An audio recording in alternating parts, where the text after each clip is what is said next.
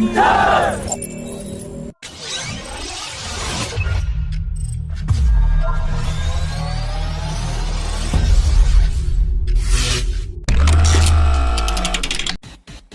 has decided that the French collaboration will be limited only to the development of the 46 kN Dry Kaveri engine variant for the ORA unmanned combat aerial vehicle program.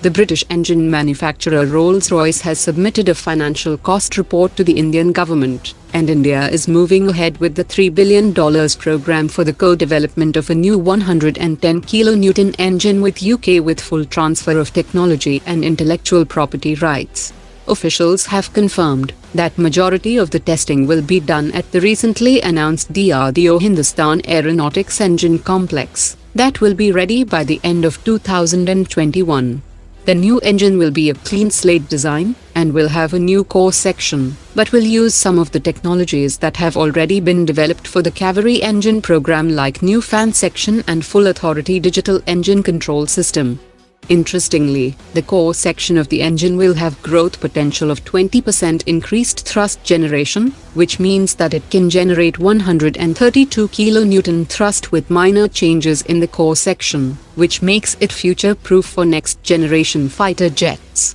One AMCA prototype will be paired with the DRDO Rolls-Royce developed engine and one American F-414 engine, and will be used as a test-bed aircraft for further modification of the new engine in later stages.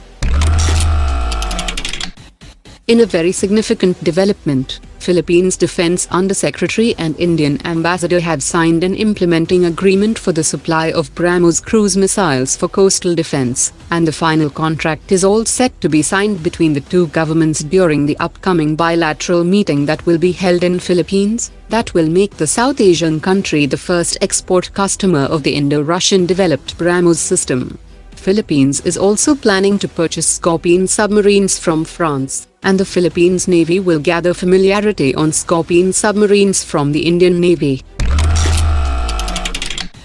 Top experts have said that the last week's visit of Pakistani Prime Minister to Sri Lanka was mainly to push for the sale of the Chinese JF-17 fighter jet, which was rejected by the Sri Lankan Air Force. On the request of the Sri Lankan Air Force Chief, India's Tejas fighter jet had arrived in Sri Lanka yesterday, that will be evaluated by Sri Lankan pilots. Indian officials have offered Sri Lanka to supply the Tejas at a very cost-effective financial terms, along with complete free-of-charge training to its pilots and crew. The Tejas will also visit an air show in Bangladesh in early 2022, as Bangladesh is planning to counter the supply of JF-17 fighters to Myanmar by China and Pakistan.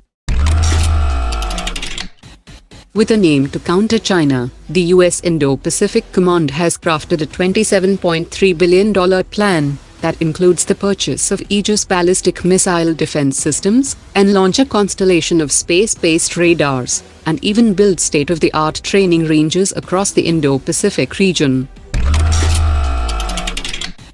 Chinese experts have floated an idea to deploy the Wing-Long 2 armed reconnaissance drone along China's borders with India, and this proposal will be placed before the upcoming annual gathering of the Chinese Parliament. In terms of payload size and endurance, the Chinese Wing-Long 2 is comparable to the American Predator. Turkey is looking to enter joint development and manufacturing of Sniper long-range missile project and TFX 5th generation fighter jet project with Pakistan, and experts believe that this deal will give the NATO member Turkey an access to Chinese missile technology, and it could cause new frictions with the US, which has kicked Turkey out of the F-35 program, and is already sanctioning Turkey for buying the S-400 system.